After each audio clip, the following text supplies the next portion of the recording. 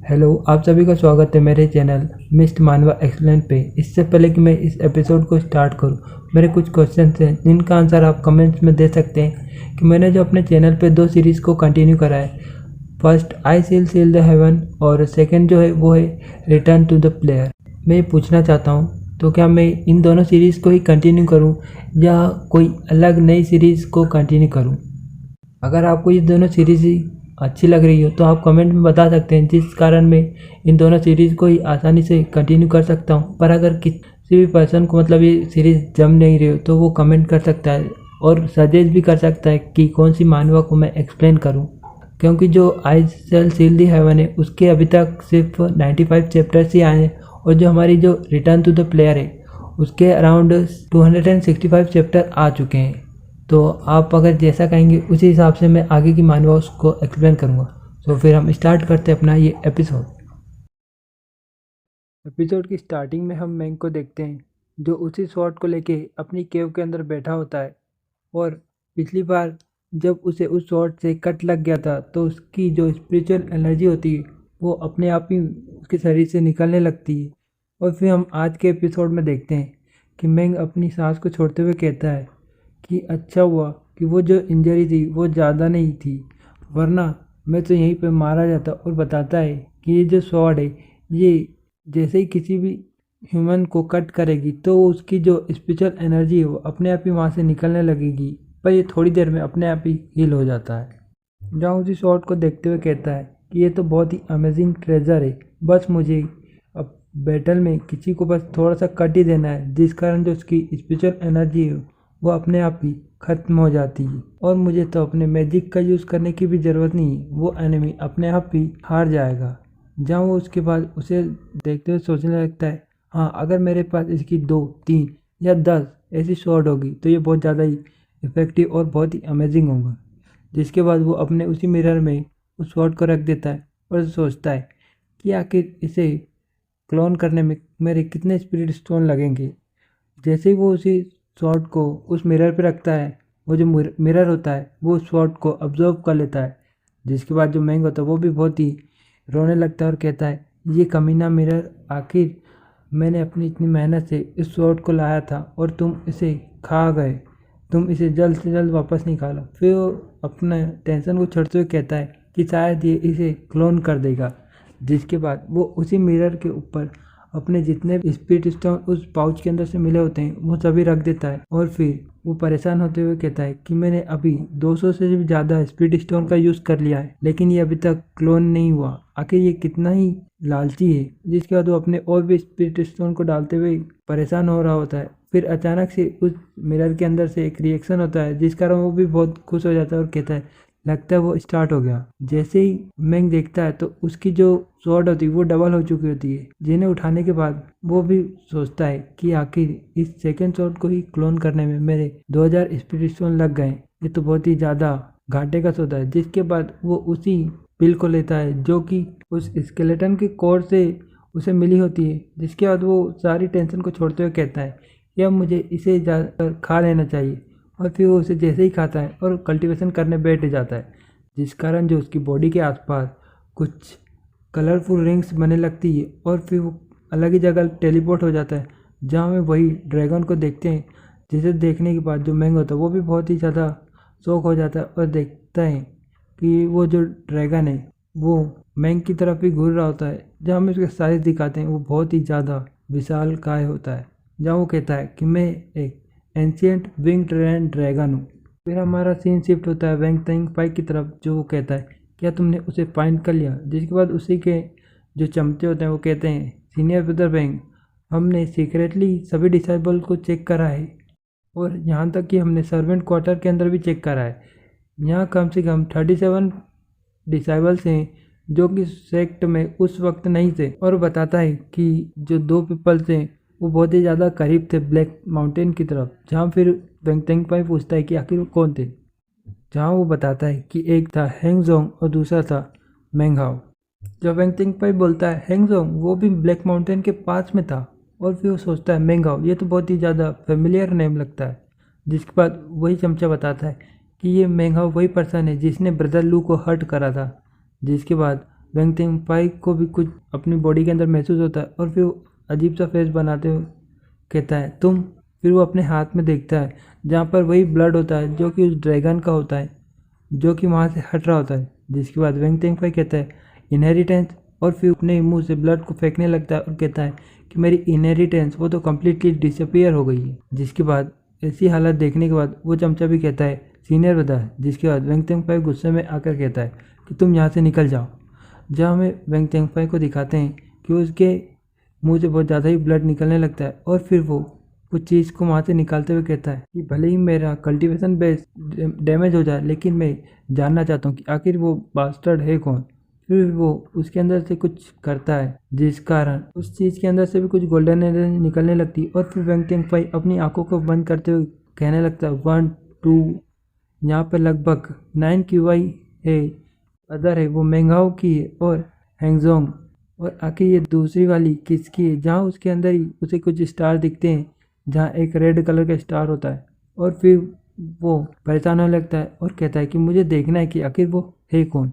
तभी अचानक वहाँ पर एक भयंकर सा ब्लास्ट होता है जिस कारण वेंग तेंगफाई की हालत और ख़राब हो जाती है और फिर वो गुस्से में कहता है वो पर्सन आखिर उसने मेरे फॉर्च्यून को कैसे मुझसे चुरा लिया। जहाँ हमें दिखाते हैं जो मेंग होता है वो भी वहाँ पर पड़ा होता है अपनी केव के अंदर और वहाँ से उठते हुए कहता है कि आखिर मैं कल्टीवेशन करते हुए ऐसे सो कैसे सकता हूँ, और क्या मैंने एक ड्रीम को देखा है। तो मुझे नहीं लगता कि वो कोई ड्रीम है या कुछ मेरी मेमोरी। जिसके बाद वो भी कल्टीवेशन स्टेज पे अपने बेड पे बैठ जाता है और कहता है कि मैं उसे बिल्कुल भी याद नहीं कर पा रहा हूँ। जहाँ वो कल्टीवेशन कर ही रहा था तभी उसे कुछ लगता है और वो कहता है क्या मैं 6th level of QI condition तक पहुँच गया। आखिरकार मैं 6th लेवल तक पहुँच गया और वहाँ से बहुत ही ठहाके मार के हंसने लगता है। मैंग की हंसी के कारण जो बेटी होता जो उसके डोर के पास में ही अपने लिए खाने का बना रहा था वो भी बहुत ही डरने लगता है और कहता है कि आखिर ये इमेटल केव इतनी ज़्यादा कांप क्यों रही है। जिसके बाद और फिर मेंगहाओ को गालियां दे रहा होता है। जिसके बाद मेंगहाओ भी डोर को ओपन करते हुए कहता है फैटी। जिस कारण जो फैटी होता है वो भी बहुत ही डर जाता है और भूत भूत करके वहाँ से भागने लगता है। जहाँ जो फैटी होता है वो भी बहुत ही खुश होने लगता है और कहता है क्या तुम 6th level of QI condition तक पहुँच गए, आखिरकार तुम पहुँच ही गए। और फिर वो कहने लगता है जो सीनियर सिस्टर जू है वो भी 7th level of QI condition तक है, तुम उनके पास जल्दी पहुँच जाओगे। जिसके बाद मैंग भी अपनी ड्रेस को चेंज करते हुए कहता है ये अभी भी बहुत दूर है, और कहने लगता है कि जब भी हम वेल्थ के पीछे जाते हैं तो वहाँ पर बहुत ज़्यादा ही रिस्क होता है। जिसके बाद जो फैटी होता है वो उसकी बातों पर ध्यान नहीं देता और बहुत ही खुश होते हुए कहता है कि इसका मतलब तुम तो अब इमोर्टल हो, क्या तुम उड़ भी सकते हो। जिसके बाद मैंग भी सोचता है क्या उड़ना, और फिर वो अपनी आंखों को बंद करते हुए अपनी बॉडी में कॉन्सेंट्रेट करता है और फिर अपनी स्पिरिचुअल एनर्जी का यूज़ करते हुए वहाँ पे उड़ने लगता है। जिसे देखने के बाद फैटी तो और ज़्यादा ही इंप्रेस हो जाता है और कहता है क्या तुम तो रियली में उड़ सकते हो। जिसके बाद जो मैंग होता है वो भी अपनी स्पिरिचुअल एनर्जी का यूज़ करते हुए इधर उधर उड़ने लगता है। जहाँ फैटी तो बहुत ज़्यादा ही अमेज हो जाता है। जहाँ मैंग कहता है कि ये सब कुछ तो मैंने अपने 5th लेवल होने पर भी ट्राई करा था, लेकिन 6th लेवल पर पहुँचने के बाद ये बहुत ज़्यादा ही आसानी से हो जाता है। और फिर वो कहता है स्वॉर्ड जल्दी से इधर आओ। जिस कारण उसकी जो स्वॉर्ड होती है वो भी उसके पैरों के नीचे आ जाती है और फिर वो अपनी केव से बाहर निकल के सैर करने लगता है। जहाँ फैटी तो खुश हो ही रहा होता है। महंगा भी अपनी पावर का यूज़ करते हुए इधर उधर उड़ने लगता है, लेकिन तभी अचानक उसके सर में कुछ ज़ोरों से दर्द होने लगता है जिस कारण वो वहीं पे उतर जाता है। और फिर मैंग के पीछे फैटी भी आ ही रहा होता है, लेकिन जो मैंग होता है वो उसे वहीं पर रोक देता है और फिर वो अपना सर पकड़ के बहुत ज़ोर से ही करा रहा होता है और फिर अपनी आंखों को बंद करता है और फिर अचानक से आंखों को खोलता है और अपने हाथ को पेड़ों की तरफ करता है। जिस कारण जो पेड़ होता है वो बीच में से कट चुका होता है और हमें दिखाते हैं कि उसकी उस पावर के कारण वहाँ पे जितने सारे पेड़ होते हैं वो एक साथ ही एक लाइन में सभी कट जाते हैं। जहाँ मैंग भी अपनी इस पावर को देखते हुए बहुत ज़्यादा ही शौक हो रहा होता है और फैटी तो वहीं पर गिर जाता है। जहाँ मैंग भी अपने हाथों को देखते हुए कहता है क्या ये सब उन डिमोनिक कोर के कारण हो रहा है। जिसके बाद फैटी तो और भी ज़्यादा खुश होने लगता है और कहता है क्या तुम्हारे पास तो इतनी ज़्यादा पावर है, तुम्हारे होते हुए तो कोई भी मुझे यहाँ पर बुली नहीं कर सकता। और कहता है कि मैं अब से ही तुम्हारा ही फॉलोवर हूँ और तुम्हारी इस पावर के साथ तो हमारे पिल बिजनेस के अंदर भी कोई भी मैसेकर तो कर ही नहीं सकता। जो फैटी होता है वो मैंग को बताता है कि जो इनर सेक्ट डिसेबल्स हैं उनके लिए रजिस्ट्रेशन तो ओपन हो चुका है, जिससे कि तुम आउटर सेक्ट से इनर सेक्ट के डिसेबल बन सकते हो। और कहता है कि तुम्हें भी उसके लिए रजिस्ट्रेशन कर देना चाहिए, क्योंकि अभी उसके लिए कुछ महीने तो बचे ही हैं। जिसके बाद मैंग भी पूछता है क्या प्रमोशन टू इनर डिसेबल। और वो कहता है लेकिन मैंने तो सुना है कि इसमें सिर्फ एक डिसेबल है जो कि एक्सेप्ट होगा, और रूमर तो ये भी कहते हैं कि जो वेंगटेंग पाई वो आराम से इनर सेक्ट डिसेबल बन सकता है, और वो भी तो 6th लेवल पर ही है। मैंग भी अपने मन में सोचने लगता है कि यहाँ पर तो हैंगजोंग और वेंगटेकपाई ये दोनों ही हैं जो कि 6th लेयर पे हैं, तो मेरा तो बिल्कुल भी चांस नहीं है। फिर हमें उन्हें वहीं दिखाते हैं जहाँ उनकी पिल बिजनेस रहता है, जहाँ पर हैंगजोंग आता है और मैंगाओ को कहता है कि तुम मेरे साथ चलो। जहाँ मैंगाओ भी सोचता है कि आखिर मैटर क्या है, किस कारण मैं इसके साथ चलूँ, और क्या इसने कुछ नोटिस कर लिया है। जिसके पास वो दोनों एक पकौड़ा के सामने आ जाते हैं, और जो हैंगजोंग होता है वो कहता है कि हम आ चुके हैं। तो वहाँ से वॉइस आती है कि मैंगाओ तुम अंदर आओ, और फिर हैंगजोंग को कहते हैं कि तुम अपनी इमोर्टल केव की तरफ वापस चले जाओ, और उसे कुछ रिवॉर्ड भी दे देते हैं।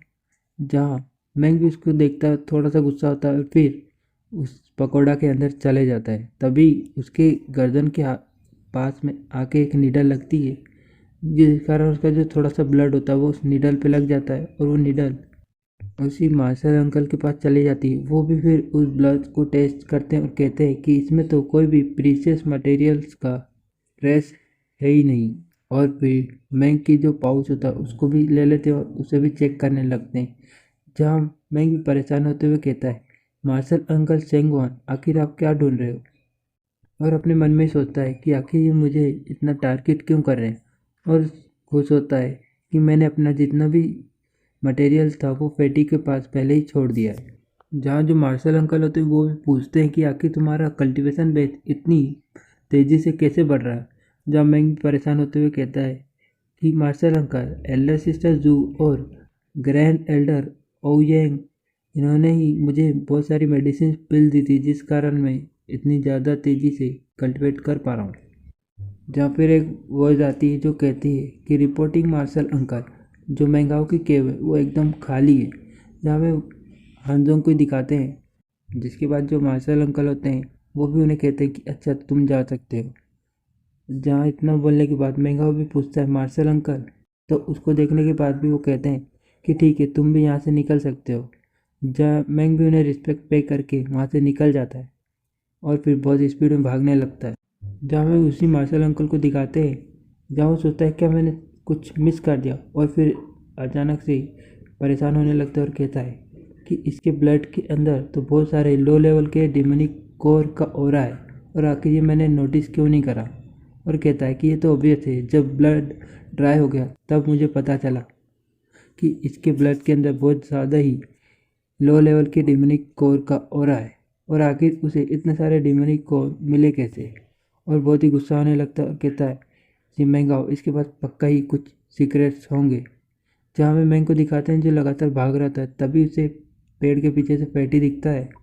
पैटी उसको देखने के बाद उसके पास चले जाता है और कहता है, जहाँ मैंग को कहता है कि मैं तो बहुत ही ज़्यादा डर गया था कि आखिर तुम्हें कुछ हो तो नहीं गया, और उसे उसका ही वही पाउच दे देता है। फिर मैंगाओ को भी कुछ सेंस होता है, और फिर ऊपर देखता है जहाँ हमें वही मार्शल अंकल को दिखाते हैं जो बहुत ही खतरनाक सी हंसी हंस रहा होता है। जिसे देखने के बाद मैंगाओ भी जो फैटी है उसे लेकर वहाँ से भागने लगता है। जब फैटी मैंग को कहता है कि ये हमारे बहुत ज़्यादा ही पास आते जा रहे हैं, आखिर अब हमें क्या करना चाहिए। जिसके बाद मैंग भी अपनी पावर का यूज़ करते हुए स्वॉर्ड पे चढ़ जाता है और कहता है मेरे पास एक रास्ता है। जहाँ हमें ग्रैंड एल्डर और वेंग टेंगफाई को दिखाते हैं जो कि एक सर्कल के अंदर बैठे होते हैं और कल्टीवेट कर रहे होते हैं, जिन्हें देखकर मैंगाओ भी उनकी तरफ ही जाने लगता है।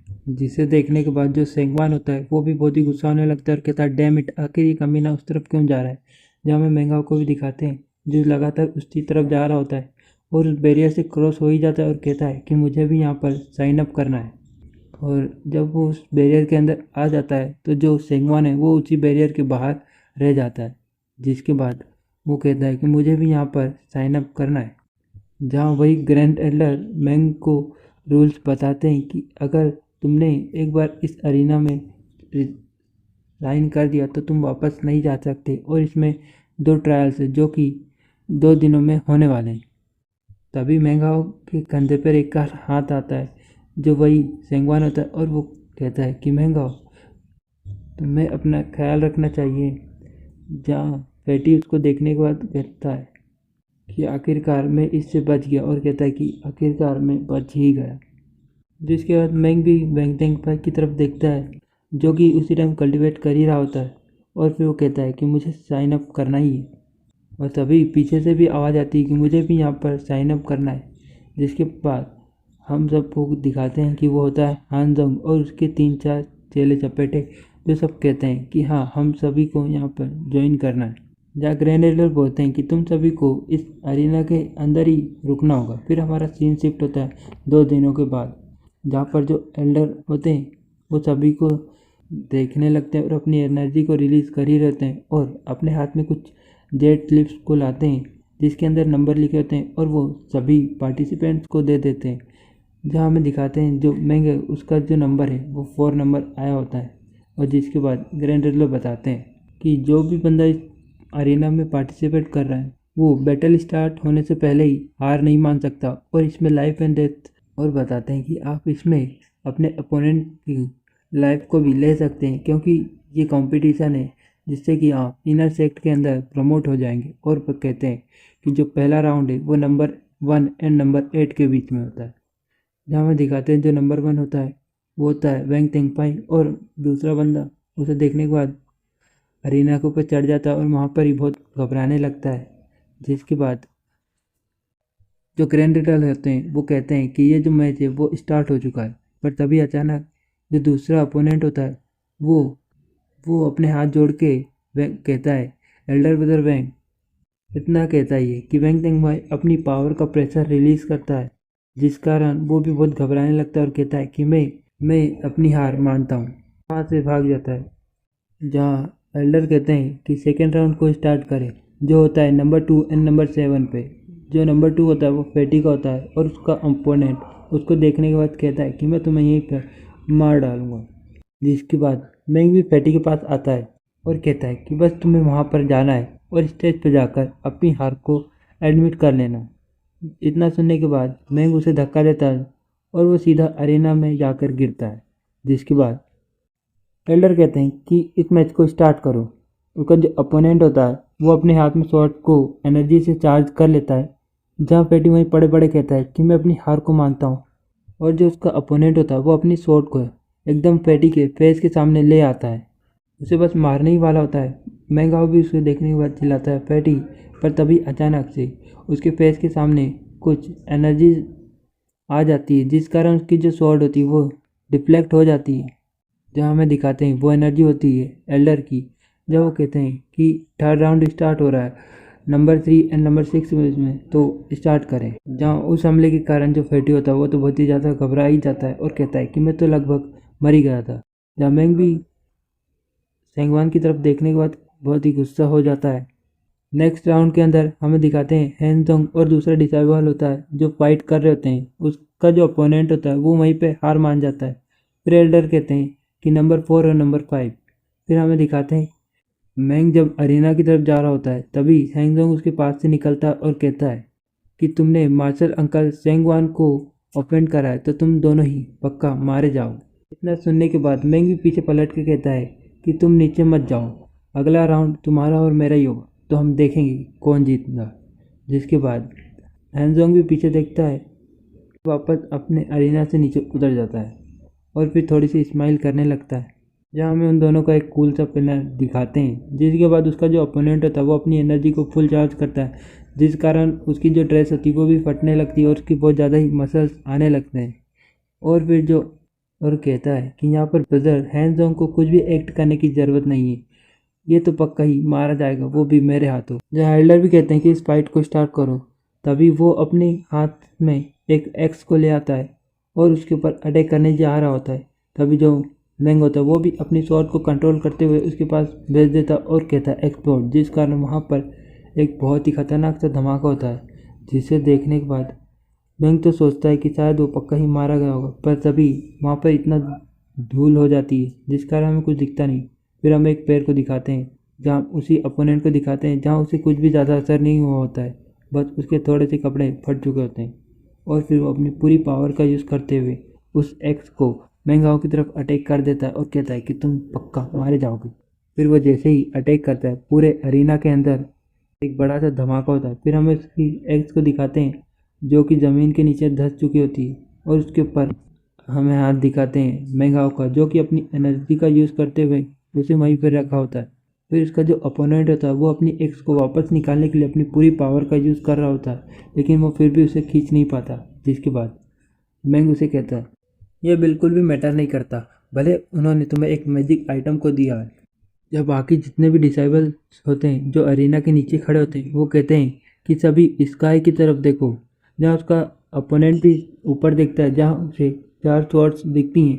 जिसके बाद मैंग जो होता है वो उन सभी फ्लाइंग स्वॉर्ड को उसकी तरफ अटैक करने के लिए छोड़ देता है और जैसे ही वो सभी स्वॉर्ड उस अपोनेंट के आसपास चली जाती है तो मैंग उन्हें एक्सप्लोड कर देता है और अपनी एक पील को खाता है जिससे कि उसकी एनर्जी जो होती है वो वापस से आ जाती है, जिस कारण अरीना के अंदर फिर से एक बड़ा सा धमाका होता है और फिर उसके अंदर से उसका अपोनेंट निकलता है जो कि बहुत ही बुरी हालत में होता है और वो कहने ही जा रहा होता है कि मैं अपनी हार को मानता हूँ, पर तभी जो मैंग होता है वो अपनी एक स्वॉर्ड की स्विंग से उसकी गर्दन को वहीं पर काट देता है और वो कहता है कि तुम्हें अपनी हार को मान लेना चाहिए था। और जाते जाते हैंजोंग को देखता है और कहता है कि अगली बारी तुम्हारी, तुम पक्का मारे जाओगे। वो दोनों फाइट कर ही रहे होते हैं तभी ग्रैंड एल्डर आते हैं और वो कहते हैं क्या तुम दोनों को रेस्ट की जरूरत। कहता है कि नहीं एल्डर, हम सब कुछ ठीक है और आपका थैंक यू, आपने हमारी इतनी केयर करी। जिसके बाद ग्रैंड एल्डर भी कहते हैं तो ठीक है। फिर सेकेंड राउंड स्टार्ट होता है मेंगाओ और हैंजोंग के बीच में, जहाँ ग्रैंड एल्डर स्टार्ट बोलते हैं तभी वो दोनों अपनी आसपास, जहाँ मेंग अपनी एनर्जी वाली स्वॉर्ड्स को अपने आसपास ले आता है और हैंजोंग जो होता है वो भी कुछ बैनर टाइप का मैजिकल आइटम निकाल लेता है, जहाँ मेंग हैंजोंग की तरफ अपनी जितनी भी फ्लाइंग स्वॉर्ड है उन्हें अटैक करने के लिए भेज देता है।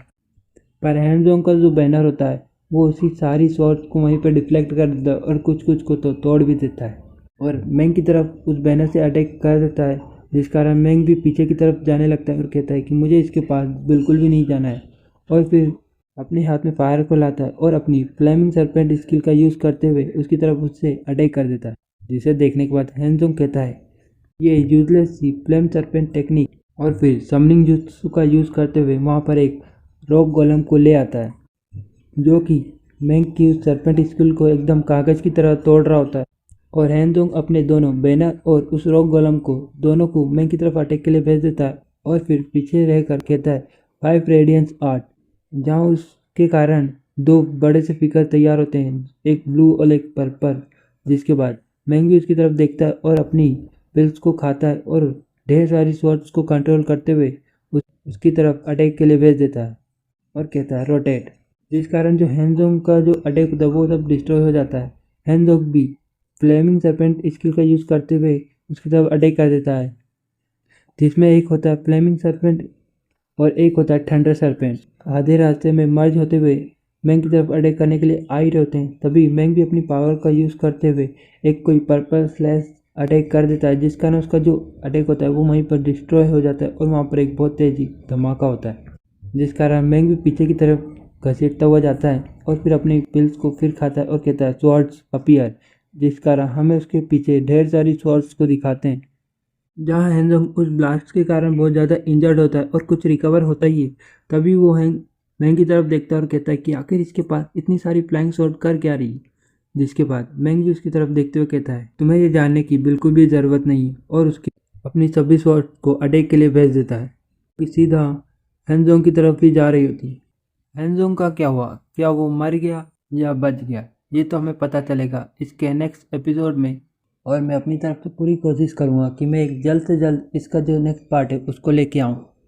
और अगर आपको ये सीरीज़ बहुत ही ज़्यादा पसंद आ रही हो तो आप ज़रूर से इसे लाइक शेयर एंड कमेंट भी कर सकते हैं, जिससे कि मुझे भी थोड़ा मोटिवेशन मिलेगा और मैं आपके लिए इसे जल्द से जल्द लाने की कोशिश करूँगा। और आप मेरे उस क्वेश्चन का आंसर ज़रूर से कमेंट में कर देना कि मैं आई शैल सील दी हेवन और रिटर्न टू द प्लेयर वाली दोनों मानवाओं को ही कंटिन्यू करूं और या फिर कोई नई मानवा को स्टार्ट करूँ। आप जैसा कमेंट करेंगे मैं उस हिसाब से न्यू मानवा को एक्सप्लेन करना स्टार्ट कर दूँगा। तो प्लीज़ इसके लिए कमेंट ज़रूर करें।